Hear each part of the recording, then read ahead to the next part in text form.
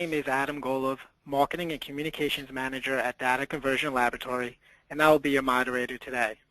Before we get started, I wanted to let you know we will allow time at the end of the webinar for questions and answers, so please write your questions in the chat area as they come to mind. If we don't have time to answer them all, we will make them available on our website. Next slide, please. For those of you who are not familiar with DCL, we convert and organize content to create electronic documents, populate databases, publish on the web, and basically get it ready for tomorrow's technology. Next slide, please. DCL services help you refine your document conversion strategy, identify document redundancy, extract metadata, and transform legacy and future documents for real needs, today and in the future. Next slide, please. DCL serves a broad client base. Next slide, please. Spanning all industries. Today, we are thrilled to introduce Joe Gelb, founder and president of Suite Solutions. For over 15 years, Joe has overseen hundreds of successful single-source publishing, structured document migrations, and content management integration projects. At Suite Solutions, Joe and his team help companies implement, maintain, and capitalize on the XML-based content lifecycle by blending best practices with creative solutions to the unique needs of each organization. Joe believes that key to success in any business is empowering their customers with the knowledge they need to succeed in their goals. We'd also like to introduce Miriam Brand, Marcom Manager, Suite Solutions. Miriam writes on developments in structured content and documentation, customer engagement, knowledge management, and content accessibility. She has experience writing about a wide range of business applications, CRM, e-business, real-time user interface design, and sins in the Dead Sea Scrolls. Without further ado, welcome Joe and Miriam. Thanks, Adam. Thank you. Hi, I'm Miriam. I'm going to start this presentation off by talking about what the knowledge value chain is. The knowledge value chain is actually a way of measuring how well your organization is distributing your corporate knowledge and using your corporate knowledge. The idea is that you want to move from a lagging organization, those organizations that are kind of behind the times, to a performing, what most companies are doing today, and then to a world level of using and distributing your knowledge in a way that gives you a competitive advantage. Now, as you're going to see in the next slide, there are 10 different tracks to move from lagging to performing to world-class. And those tracks lead to a tremendous increase in the business value of your knowledge. But you don't need to move in parallel along all the tracks. You can keep in mind a more incremental approach, because it can seem a little overwhelming to try and move an entire organization through everything at once. But you'll see more of what I mean in the next slide. Next slide, please.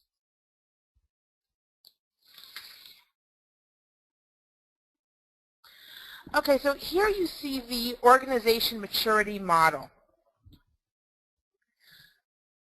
for knowledge distribution. And what you see is the columns on the top are lagging, performing, and world-class. And the different aspects of your knowledge are really looking at content, collaboration, and distribution. So you have, for example, the fragmentation of content. So just going quickly across the columns, and we're going to talk more about this later, but so a lagging organization may have their knowledge stored and accessed in different silos that don't talk to each other at all. But in general, most companies today are at the performing level. They have some kind of document level access, some way of searching for a specific document within any one of the silos.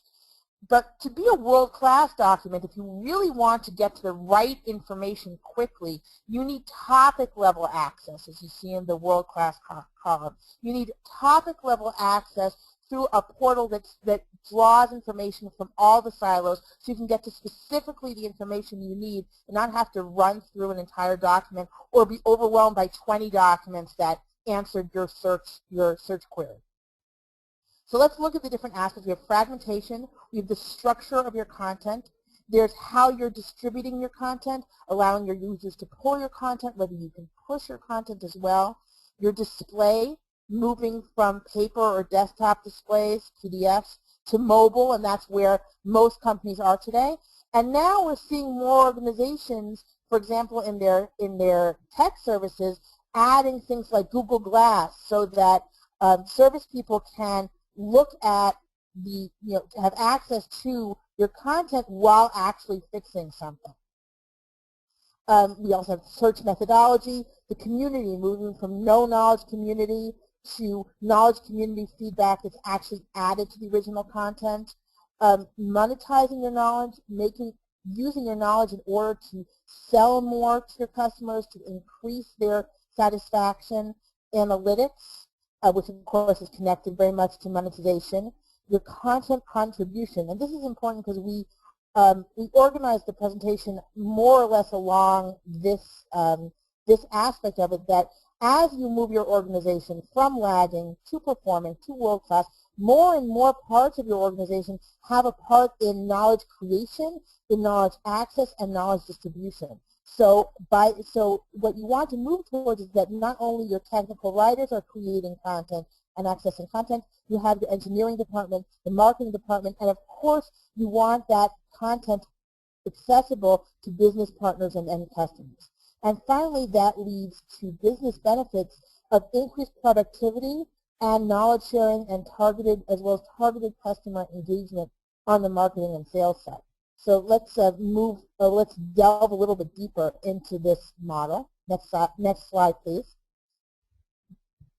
Okay, so it's usually good to have your eye on the end game, which is the business benefits that moving along this track is going to gain for you. So you're moving from lagging, which is just a basic sharing of content to customers and internal stakeholders. This is a good thing. It's not a bad thing, but it's something that's considered really, really basic. Most companies today are looking to increase the productivity of their content creation and improve their knowledge sharing through some kind of structure in their content. But what you want to move to, what you gain by moving to world-class, is much more effective knowledge sharing with all your internal users and your external users like partners and customers, and it allows for targeted customer engagement based on what you already learned about your customer through what they're reading and the content that they're accessing. Next slide, please.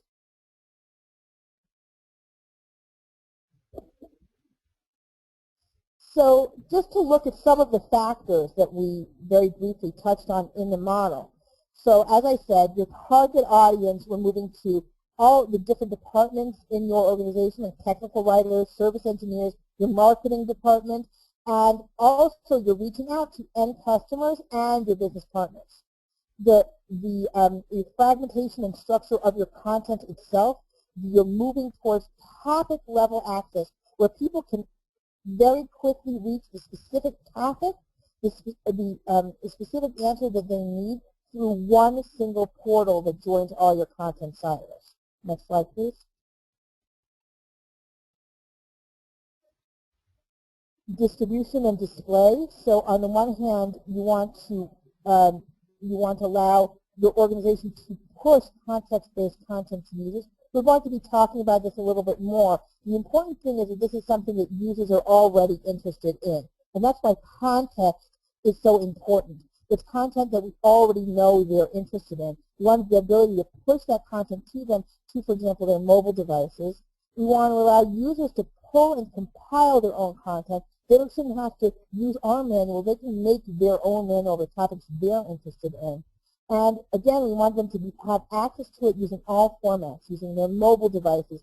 Even when their mobile devices are offline, we want them to be able to download it to their mobile devices, or when they can't access the internet, we want them to have the ability to use it even with newer technologies that are coming down the pipeline. And of course, for this, you really need some kind of future-proofing a future-proofing standard. That's why it's so important that when we structure our content, we use a standard that can take it into the future. That even with something like Google Glass or with other technologies we don't even know about yet, when we use a recognized standard for structure and for our taxonomy, then that will allow our content to be used in the future for technologies we don't even know about yet. And the search methodology is also very important.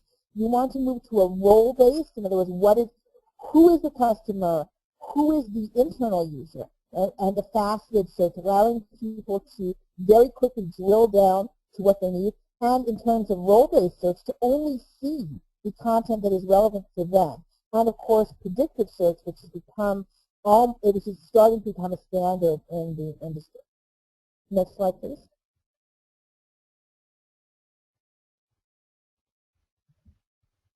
Now, where are we moving with the knowledge community? In terms of the knowledge community, we want to not just facilitate feedback and contribution, we want to take the contribution of our customers and put it back into the source content. And there are technologies now that are allowing us to do that, to both track what customers are saying and also to bring that back into the kind of knowledge base of our organization. And we want real-time customer engagement, and that's kind of, we can piggyback on the knowledge community to really engage customers based on what they're already interested in. And again, that topic level structure helps us do that, because we can see specifically which topic customers are interested in and engage them through that topic, through information that's relevant to them. Next slide, please.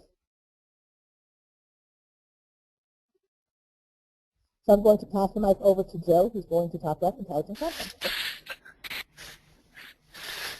Thanks, Miriam. So we've been talking about a number of the different tracks. And we want to take a little bit of a break and talk about the basic content infrastructure that you need to get to in order to really put your content into a situation where you can really move from that lagging organization up to world class. And intelligent content means a number of different things. Number one, the idea of having your content being structured. Structured generally means an XML-based content structure. It often means these days having a topic-based content structure where your content is written in discrete units, which allows you to focus your information and allow your customers to get down to the exact content they're looking for at the particular time on the particular device.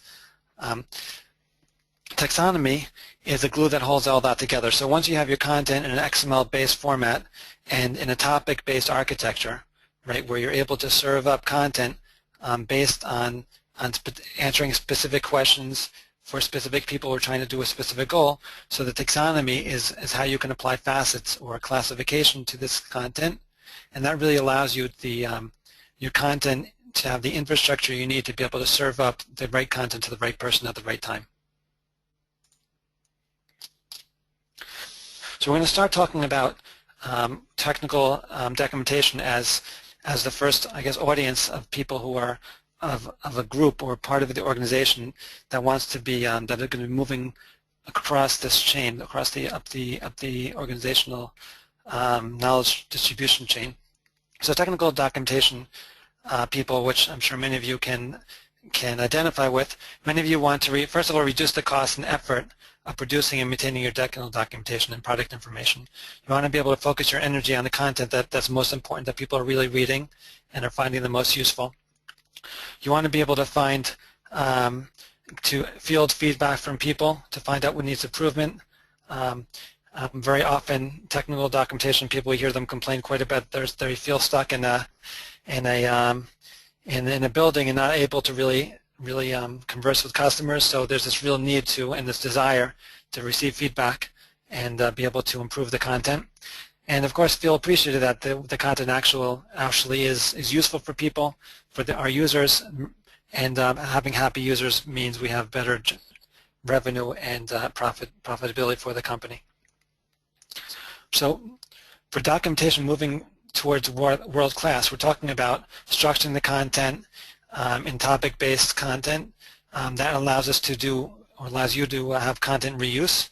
It allows you to save in translation costs, which often will provide the return on investment that can fund a whole implementation like this. I've seen that for many companies that just being able to structure the content in XML and then be able to save in translations really is what gets the bean counters and the people who sign the checks to really take notice and see that this is a concept that can really not only increase the effectiveness of the documentation, but also save money in the same time.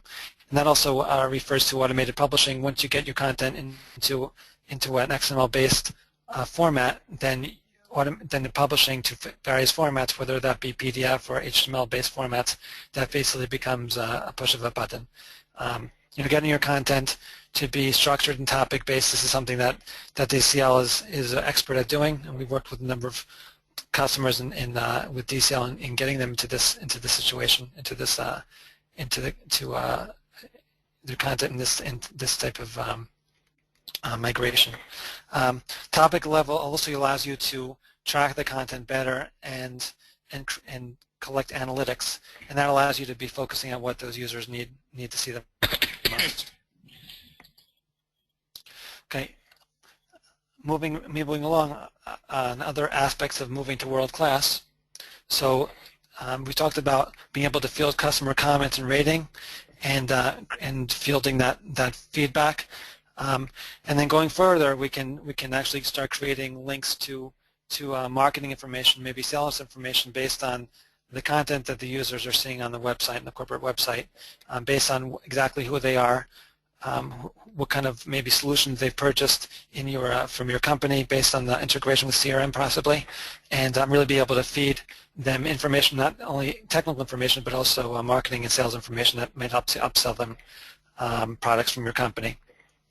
And we've also seen some companies who have actually been able to take their content and serve it up in mobile apps they've actually been able to charge money for, and actually start making money actually on their technical documentation. So some of the barriers to moving up that chain. So first of all, there's an initial investment of getting up and running with an XML-based system. Often that initial investment, like we mentioned before, can be ameliorated pretty quickly by decreased costs and better effectiveness of the documentation. There's a learning curve. Moving towards an XML-based or structured-based system, and especially topic-based, definitely has aspects that authors need to be learning how to write in that type of format. You might need to be rebranding some of the people on your team as information architects, people who are able to organize and design the information, and selling that structured content dream or idea to the rest of your organization, meaning the marketing people and the field service people and everything else, as we'll be talking about later on in the presentation.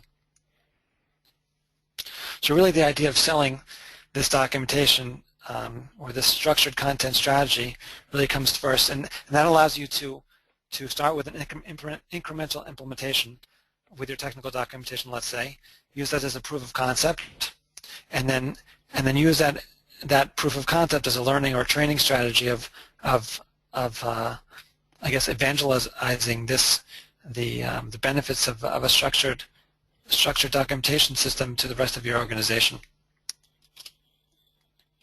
I'm going to pass it back over to Miriam. Thanks, Joe. I just want to make sure, am I coming in clearly? Is my voice clear? Yes, you're clear. Sometimes it's muffled. So. Okay. Is this a little bit better? Okay, great. Okay, so let's talk a little bit about field service and support. When they're moving them kind of along this knowledge value chain, what's the reason? And we always need a reason, obviously, to want to improve processes. So what what field service people and support people really want to do is reduce the average handle time and increase the quality of the service they're giving. So they want to get to the information quickly, and they want the information to be the correct information. Now for that, they need to easily get the right information at their fingertips right when they need it. And that can be one of the frustrating things when you have a lot of really good technical content, but it's in a form which is not very easily accessible to field service or support, where they have a specific question, they need to reach it very quickly, and they can't because what they have is a really large manual. Even if it's in a PDF, it's still very hard for them to get the right information. And what happens then frequently is that there's this there are two parallel content databases almost, where you have the technical support that's creating really great content, rather technical docs, which are creating really great content, and meanwhile field service or support people who want to share their best practices with each other, so they sometimes create their own silos so they can do that, because they need just very, very quick answers. Could you next slide, please?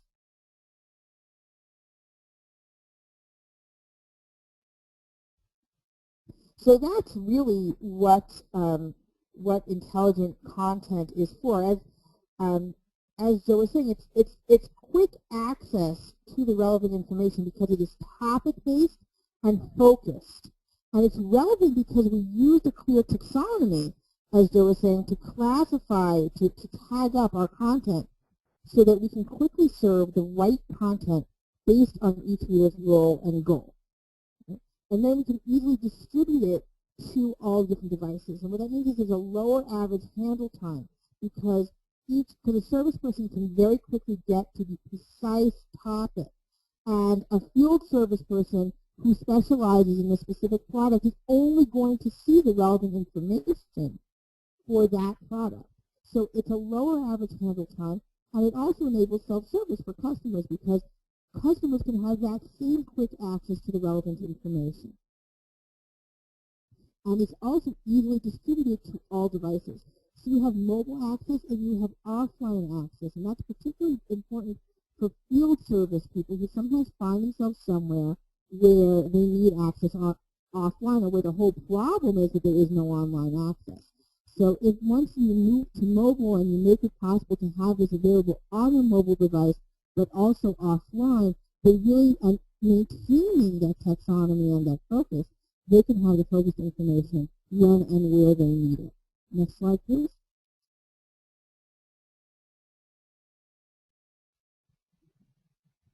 Now, what's also very important for field service and for support is a knowledge community. And that's a place where they can interact with customers, and it facilitates feedback and contribution both from them and from customers. And once again, when we're on the path of world class, we don't just want this feedback and contribution, even though that's nice. We want to actually take that feedback and put it back into our source content. And then we can, and this community further allows different service people. I see someone, is the speaker still muffled, or is it okay now? Can you hear me? I want to continue. So it is muffled, yes. It is muffled. Here, let me try. Is this better? That's much better. Okay. All right.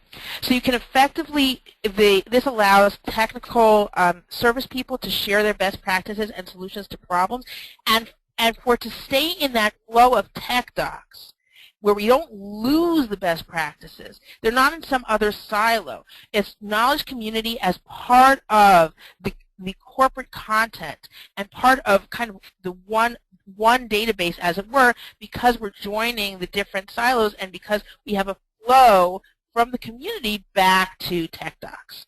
Next slide, please.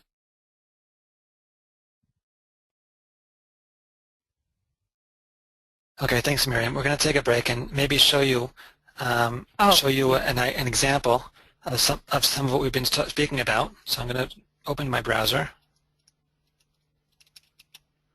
Okay, I should be seeing my browser at this point. There we go. Okay, what I'm showing you is a dynamic website which we worked on with a customer, and I think it demonstrates some of the aspects of what we've been speaking up till now, where we've been able to take XML content in a topic-based format, allow field service people to be able to get to the right content based on who they are and what they're trying to do. So when I get into the portal, right, I can do a free text search, which is definitely a good start. But I'm also able to open up an advanced search, and through the advanced search I can really narrow down using that taxonomy and facets that we spoke about before to really narrow it down.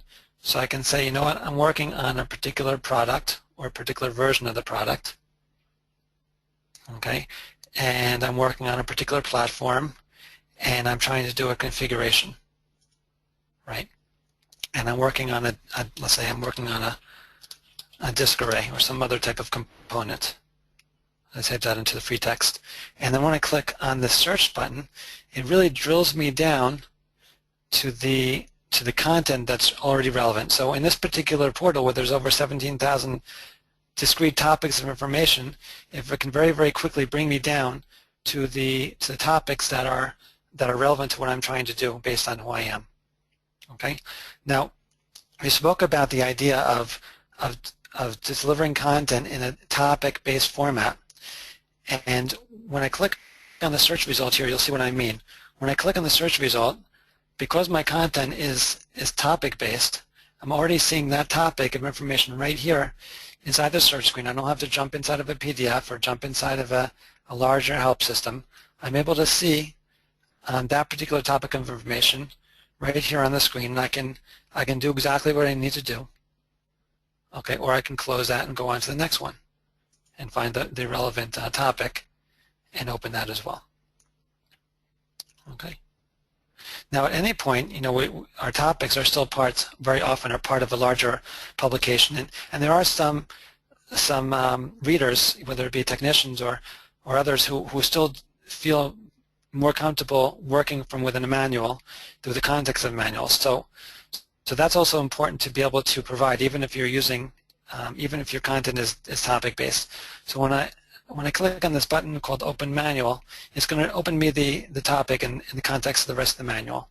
And then I can go ahead and I can navigate to that manual and see other topics as well.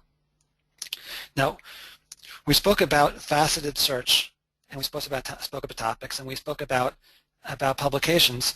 One of the important things we feel is to be able to put those two together and to be able to actually not just be able to search and find topics, be able to actually filter down through a manual. So again, if the manual is based on topics, so we should be able to filter down those topics also, even if they're in the context of the manual. So again, from here I can do a filter and say, you know, show me only the content in this big manual that has only to do with the configuration. And when I click on the configuration, it's going to narrow down the table of contents and only show me the content in the manual that's relevant, again, to what I'm trying to do.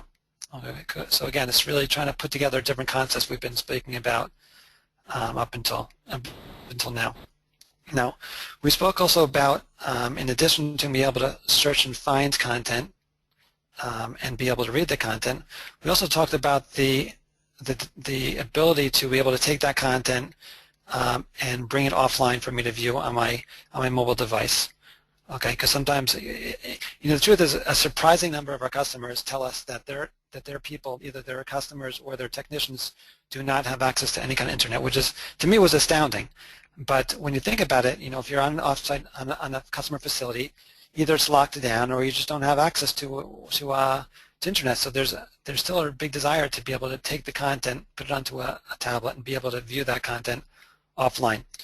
So the idea of being able to take content, either a particular topic or a whole set of topics, like a whole section of topics, and add it to your own personal collection and bring it with you, that's I think bringing us more and more towards world class, where we can not only serve up information but also allow people to put together their own documents. So I click on this add to my docs, it's really going to give me, put it into my own collection, which allows me later on to go and really put together my own manual and download that as a PDF or as an ebook down to my mobile device. Okay. Now, Miriam mentioned before the idea of allowing other people in your organization or your customers to be able to submit content as well. And we've been hearing that more and more customers or more companies asking for that ability to be able to not only to be able to field information from their subject matter experts in-house, but also to be able to field expertise from the outside. So we've added the ability for folks to be able to create articles, also to be able to and also tag them up in the same way that you tag up your own information, using those facets that we spoke about before, which is based on your taxonomy. And once people are inside your organization and outside of your organization, according to your authorization policy, are able to add content and mark it up and tag it according to your taxonomy, then allows you to serve up not only your technical content, your technical documentation content, but also support content, field service content, video content, and even marketing content, all based on a unified taxonomy in one portal. Okay, I think this is a good example of how you can really bring a lot of what we're talking about together into a single and a single effective solution. I'm going to pass it back to Miriam.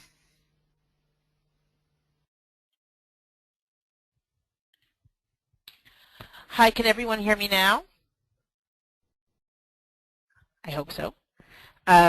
Okay, so great. So we're talking now about removed world-class for another department, which is the marketing department. Now, what marketing really wants is they want to ensure partners and customers are happy. Now, of course, easy access to content is an important part of that. We also want to produce targeted marketing information so they can upsell and cross-sell. They want to keep selling to the customers that they have, because everyone knows that it's much easier to sell to a customer you have than to try and get a new customer. Can you hear me better now? I see some complaints about muffling. No, it's muffled again. Let me try something. Is this better? Yes.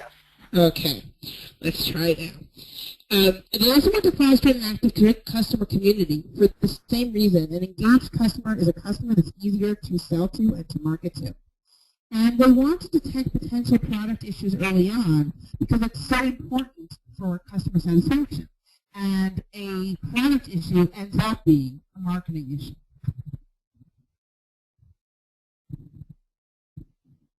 Next slide, please.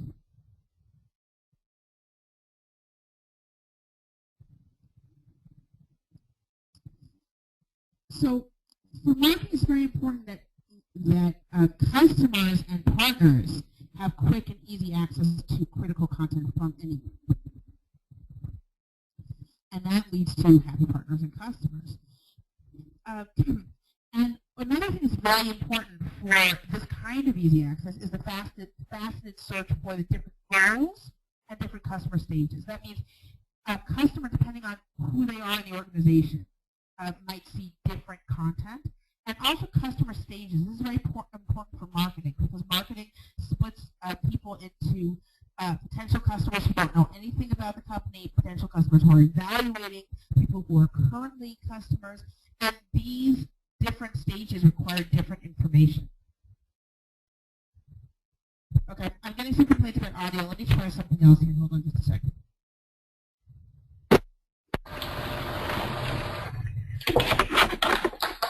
Is this any better? Yes. Okay. All right. So I'm just going to stay with this. Let me know again, please. Please let me know again if the sound drops off. So that's why faceted search for different roles and customer stages are very important for marketing, because marketing is already thinking in terms of giving different information to the customer depending on their stage.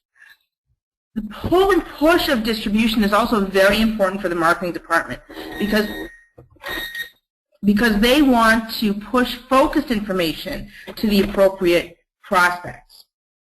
And that focused information is based on what people are already interested in. Again, we're going back to the idea of topic-based content, where if a marketing person can know what topics a customer is interested in, then they can give that customer information that they're interested in, that they want, not bothering the customer, but giving the information, but allowing the customer access to something that they're actually interested in. Next slide, please.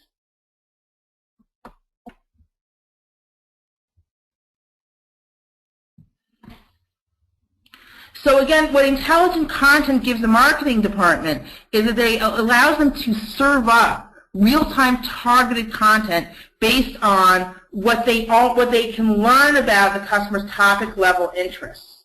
And that way they can upsell and cross-sell, which is their job. They can upsell and cross-sell to people who are already interested in a specific feature or a specific area of the product.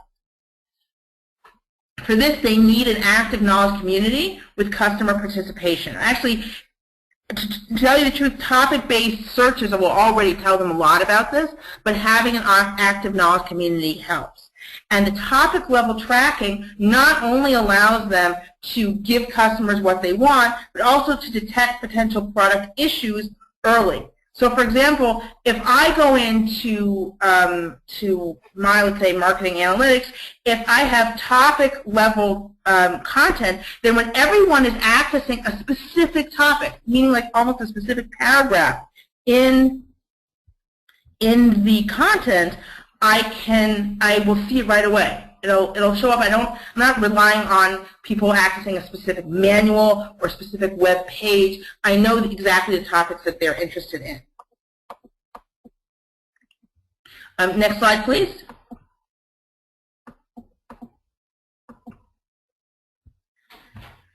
Now, of course, there are barriers to including the marketing department in this move towards better knowledge sharing. For one thing, it's a new way of writing. Marketing departments are usually used to producing brochures or producing web pages. They don't think as much in terms of topic-based writing, and that means that there's a high learning curve. And of course, it's very important in order to get this off the ground from the marketing department to work with tech docs so that they can appropriately link marketing content to technical documentation and that they can correctly classify their own marketing content. Next slide, please.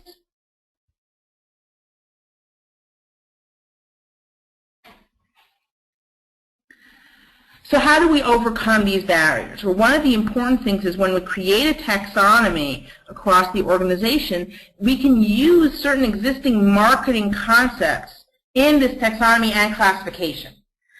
So marketing people are already thinking in terms of a user persona, in terms of user scenarios, in terms of certain types of user behavior. And if you say to the marketing department, well, that can go into your classification. So this sort of persona is going to be one of the type of classification that you use for your content.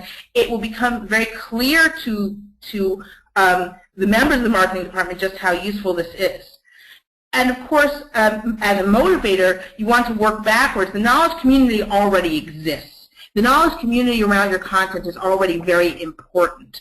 It's not that hard to sell to tell marketing people, the marketing department, you need to get involved in this because this knowledge community is exactly what you're looking for in terms of a community around the product.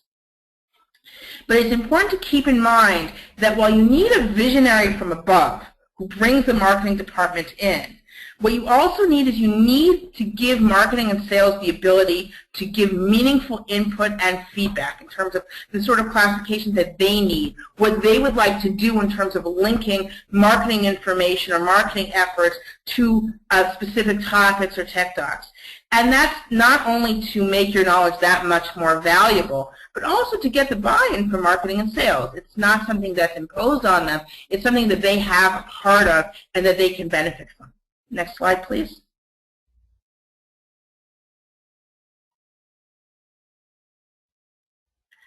So finally, we're at the customer. Okay, one of the points of moving along the knowledge value chain is, of course, to engage the customer. Well, customers want to find answers quickly. They want to be able to troubleshoot on their own. They want to learn from the experiences of other customers.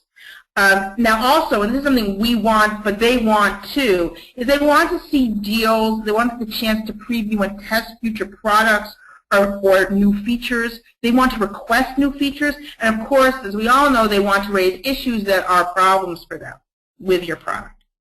Next slide, please. So how do we move customer engagement to the world-class level? So again, this is based on intelligent content and faceted and role-based search. This allows customers to find their answers quickly. They only see the information that's relevant for them, that's appropriate for their job, that's appropriate for their stage in the customer process. If they're only kind of information gathering, if they're evaluating, they can see the specific information that's relevant to them. The knowledge community allows customers to learn from the experience of other customers, and also remember when we were talking about field service people being able to add their own best practices, that also adds to the knowledge community. It allows customers to request new features and to build consensus among customers about new features that they would like. Now here, the topic level is also important, because you want, when a customer does a search, for what they call the long-tailed search, a long search for exactly what they're looking for. And a lot of times people just plug that right into Google.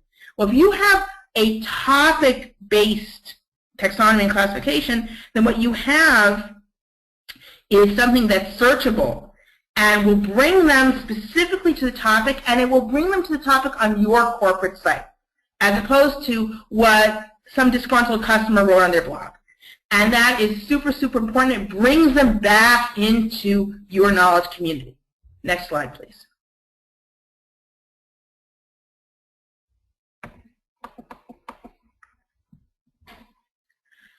So again, it's very important for customer engagement that the intelligent content includes marketing and sales information, so that customers can see deals alongside a chance to preview or test future products.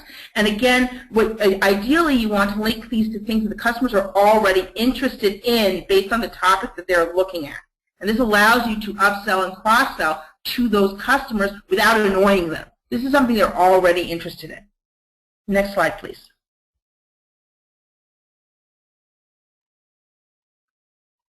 So what are the barriers to customer engagement? Well, the barriers right now is that content is usually spread over multiple portals. They use different formats. They have different source repositories, and that leads to inconsistent corporate information. Right? You have different formats, different looks, and that can confuse the customer. In addition, most existing, or many, I should say, existing web portals are just not user-friendly. Some of them even look pretty, but it's very hard to get to the information that you're looking for, and probably some of you have had similar experiences to my own with a portal that looks pretty, but I just want this information and I don't know where it is. There are also some sites that still do not support mobile devices, or at least don't have things that are easily readable on a mobile device. And of course, a huge problem is a lack of employee involvement in customer engagement efforts. They say, oh, well, that's marketing, or that's sales. And employees are not so involved in kind of reaching out to the customer and sending and letting them know about important content. Next slide, please.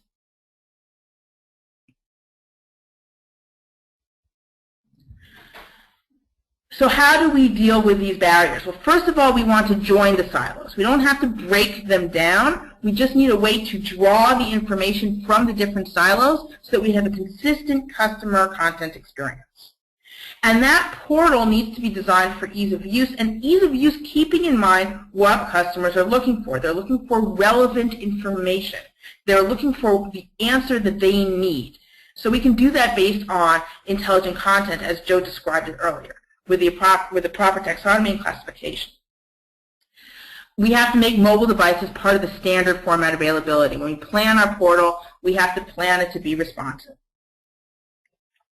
And we integrate the content creation distribution with social media. And there are some companies that are already doing this, that when they create content that's important, they will actually send it out through social media to the customer community. And of course, customers can send questions through social media as well.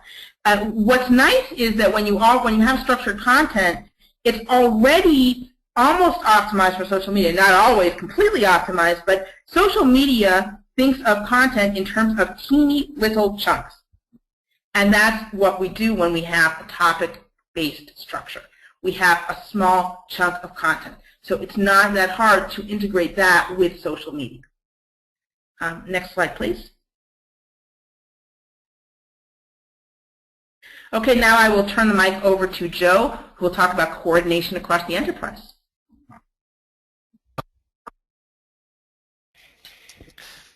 Thanks, Miriam.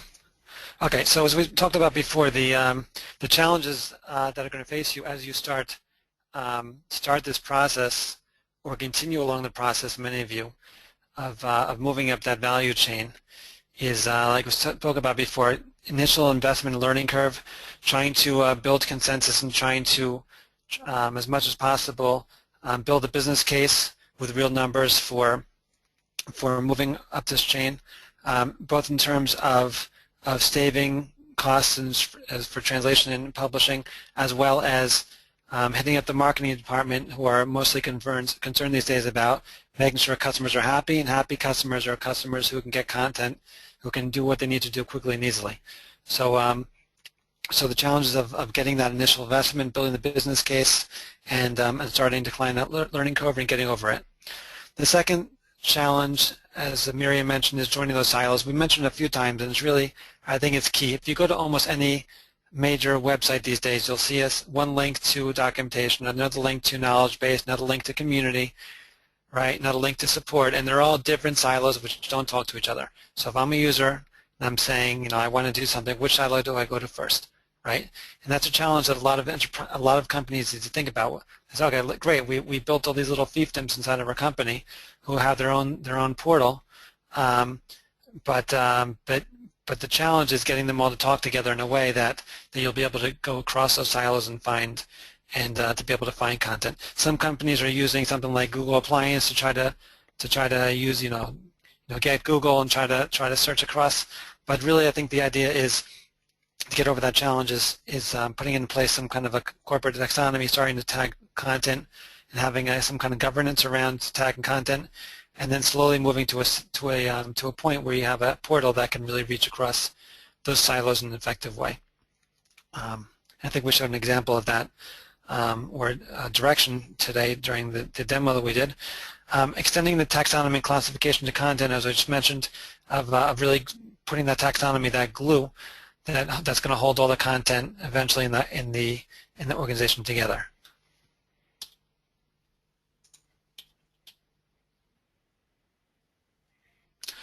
So starting up, you move up that value chain. Okay. You're going to start with a targeted application for a specific audience, meaning you want to maybe try pick a certain product or a certain type of documentation, and then use that as a proof of concept that can spread across. And often when you choose a certain product, then you can first implement these ideas for product documentation and for that product, and then maybe for support for that product, and maybe for other types of marketing content for the product, and you can really help it to spread horizontally across the organization as well. Once you're able to provide those or show those tangible benefits, then it makes it much easier for you to sell to the rest of the organization. Departmental buy-in is a priority. We see here more and more that you need to get to a VP level in order to be able to really push the buttons and get buy-in for large swaths of the organization to go into this direction.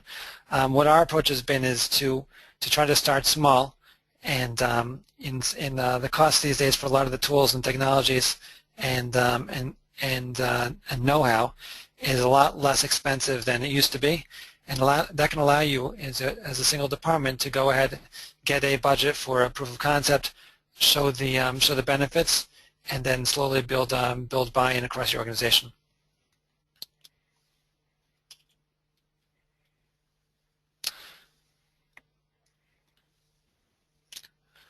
So I'd like to thank you all for joining Miriam and I and during this this journey across the or up the value chain. And I'm going to turn it back over to Adam.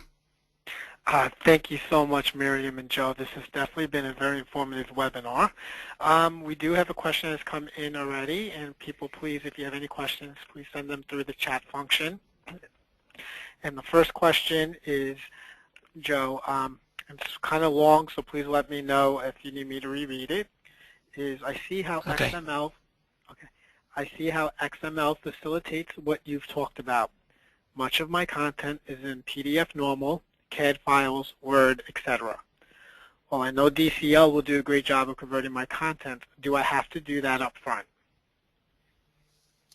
Yeah, that's a great question. And I think that, although I like to, I've been accused of being an XML idealist and stuff like that. I do think that you can get certain benefits of what we've been talking about, even if your content is still based in Word or FrameMaker for that matter, right? Or monolithic documents. And the reason why is because there are tools available and know-how, and probably many people, companies who are still using Word and FrameMaker, they do have facilities for converting that content automatically into HTML snippets or HTML topics. Now, so Word and FrameMaker, they're really just tools, but I think the real work is trying to gradually get the content into a way that when you publish that content into smaller chunks, those topics, whether it's in HTML or XML or whatever it's going to be, it's still going to be readable and usable in smaller chunks. So I think, yes, I think you can get a lot of value from what we've been talking about, even if your content is not in structured format. But to really, I think, reap the benefits and to keep moving up that chain, you're really going to want to seriously think about moving towards that intelligent content. Again, either we're talking about topic-based and we're talking about XML-based, and that really will allow you the cross-platform flexibility and robustness to really move forward.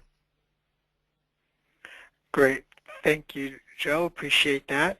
That was all the questions we've received, so we'll just keep it open for a couple more moments. Oh, never mind. One just came in. The next question is, are there any systems you can recommend for a department just starting out toward proof of concept, but with no budget yet? Like data toolkit, anything like that? That's a good question. So the Data Toolkit is just to explain what that is. Data Toolkit is an open source tool which allows you to take data content and then publish it to various formats such as PDF and HTML. So yeah, so the Data Toolkit is, theoretically is free, and you can definitely take some data content and put it through, but you're not going to get that'll be enough to show that you can get content into a different output, but it's not going to show.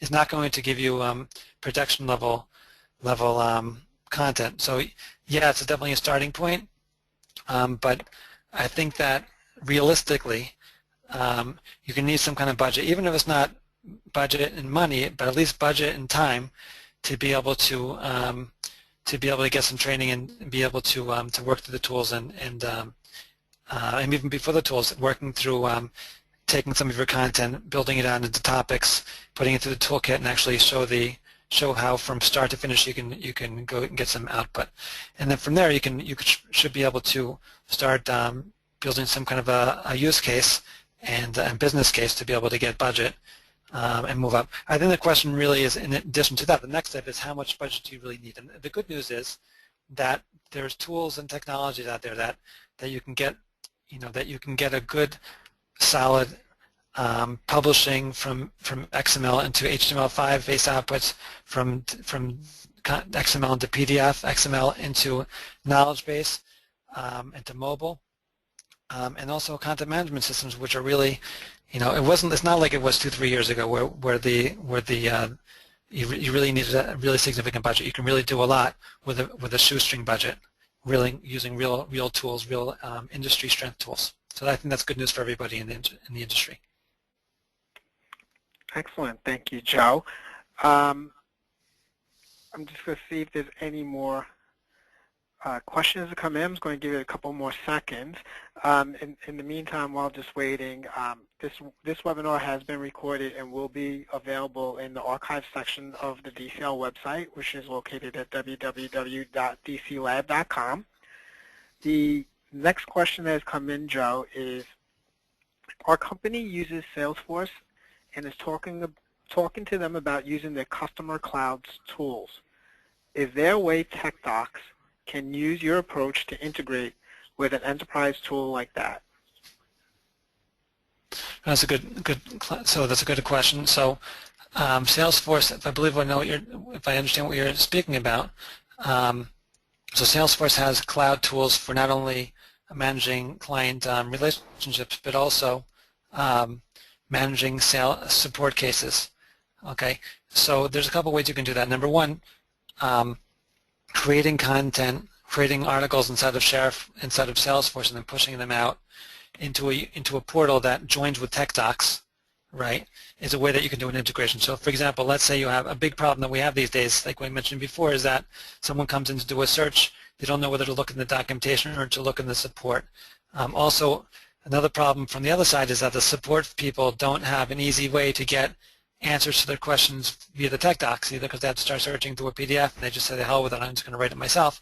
And you hear a lot of organizations where their support people are either copying and pasting from the documentation, which becomes stale, or they're just writing their own knowledge-based articles, etc. So what you're saying here about an integration is between Salesforce or CRM and TechDocs I think is critically important. I think that's probably one of the first big value adds you can get from something like this. And again, so from one hand, you want to be able to allow your support people to write content, write their support articles, and join them with the TechDocs in one portal that your customer can use for self-serve. And the other direction, you want to be a way that your support people can access your TechDocs in this topic-based way. Again, in a way that in a way that your support people are searching and filtering for content in a unified way. Salesforce has a way of tagging your content using what's called tags, right? And you have your way of tagging up your content using taxonomy or metadata. And the idea is having conversations, some kind of governance, and making sure you guys are talking the same language, so that when you're tagging up your TechDocs and they're tagging up their support articles, that content can go into one portal, either now or eventually, and provide a unified experience, both internally for your support people and externally for your customers and partners. Excellent. Thank you, Joe. At this point, I just want to thank everyone for attending today's webinar. This will conclude today's broadcast. As I mentioned earlier, this webinar was recorded, and you can view the recorded version in the archive section of our website at www.dclab.com. Our next webinar will be tomorrow, Wednesday, November 5th at 1 p.m. Eastern Time, titled Ditto 1.3, What's New and Different, presented by Elliot Kimber of Contracts. Thank you, everyone, and have a great day. Thanks very much.